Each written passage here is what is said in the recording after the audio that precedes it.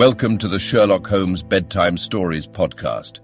Each episode is a section from a classic, comforting Sherlock Holmes story with relaxing music to help you fall asleep. If you like the show, please subscribe, rate and review on Apple Podcasts, Spotify, or wherever you get your podcasts. Support from listeners like you helps us keep the show going.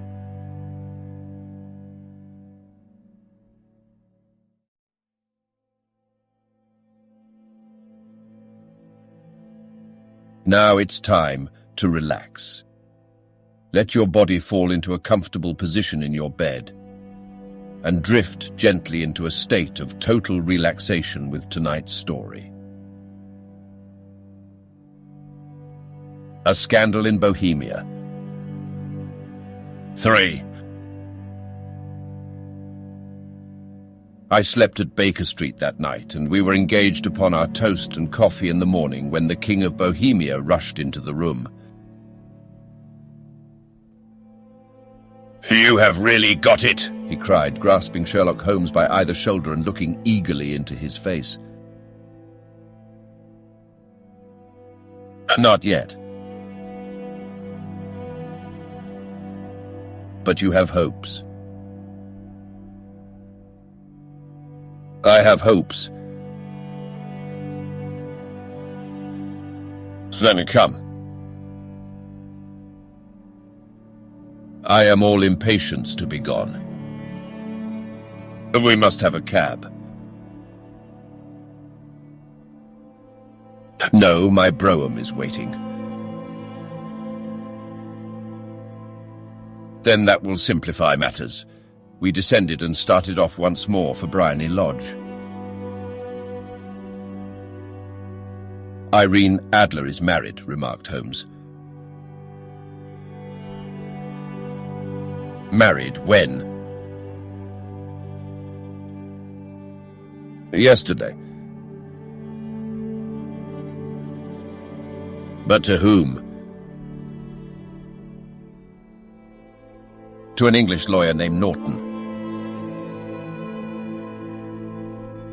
"But she could not love him."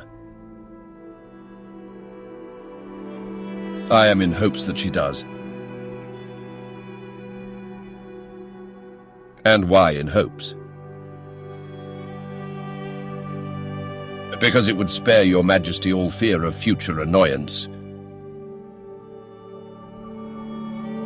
"If the lady loves her husband, she does not love your Majesty."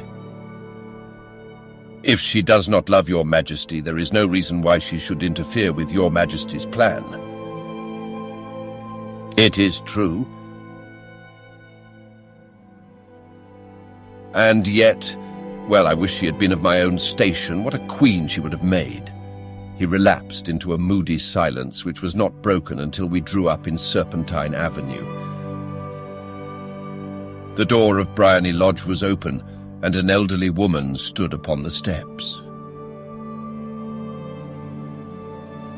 She watched us with a sardonic eye as we stepped from the brougham. "Mr. Sherlock Holmes, I believe," said she. "I am Mr. Holmes," answered my companion, looking at her with a questioning and rather startled gaze. "Indeed, my mistress told me that you were likely to call." "She left this morning with her husband by the 5:15 train from Charing Cross for the continent." "What?" Sherlock Holmes staggered back, white with chagrin and surprise. "Do you mean that she has left England?" "Never to return."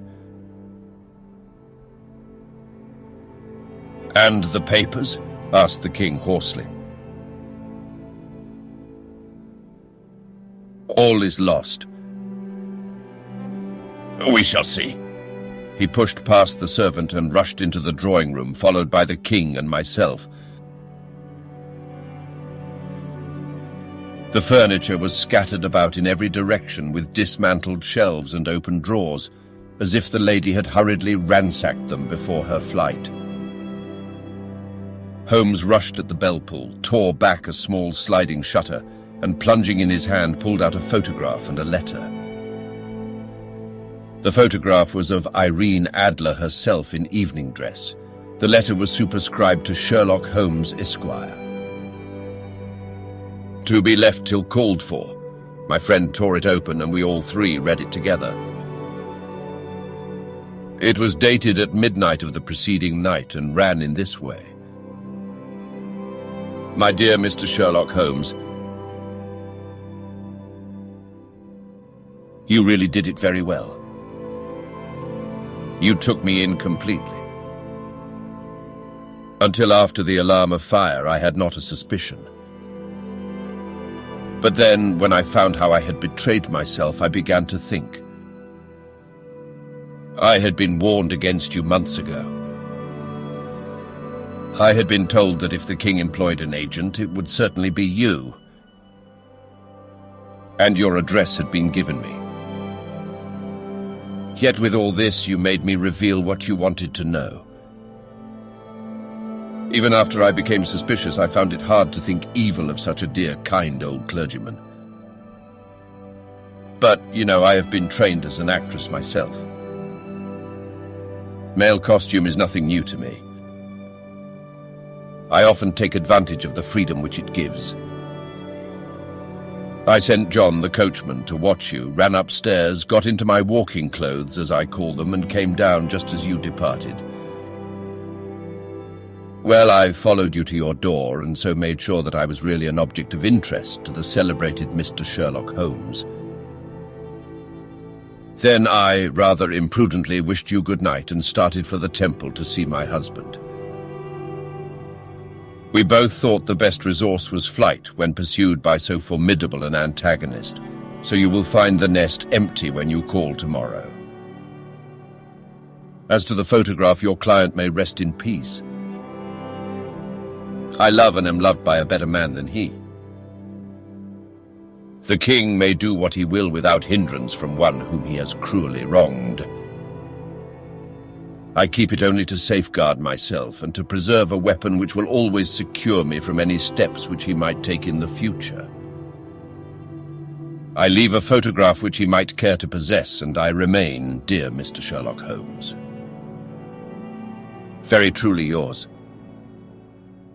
Irene Adler. What a woman, oh, what a woman, cried the King of Bohemia when we had all three read this epistle. Did I not tell you how quick and resolute she was? Would she not have made an admirable queen? Is it not a pity that she was not on my level?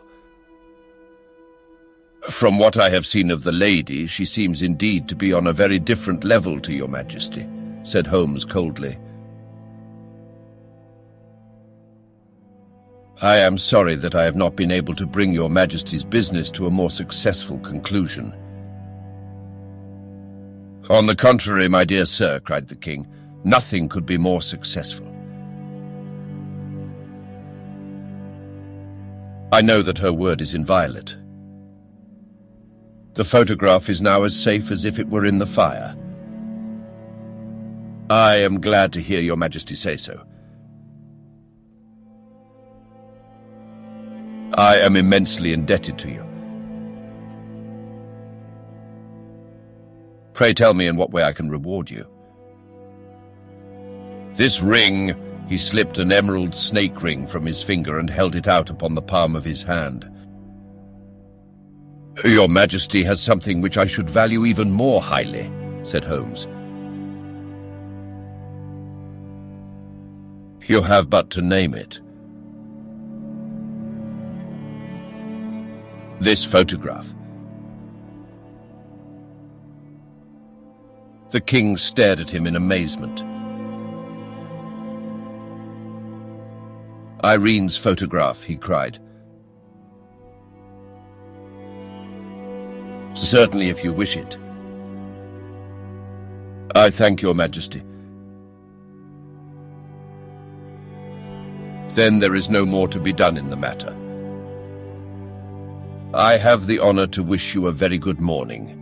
He bowed, and turning away without observing the hand which the king had stretched out to him, he set off in my company for his chambers. And that was how a great scandal threatened to affect the kingdom of Bohemia, and how the best plans of Mr. Sherlock Holmes were beaten by a woman's wit. He used to make merry over the cleverness of women, but I have not heard him do it of late. And when he speaks of Irene Adler, or when he refers to her photograph, it is always under the honourable title of the woman.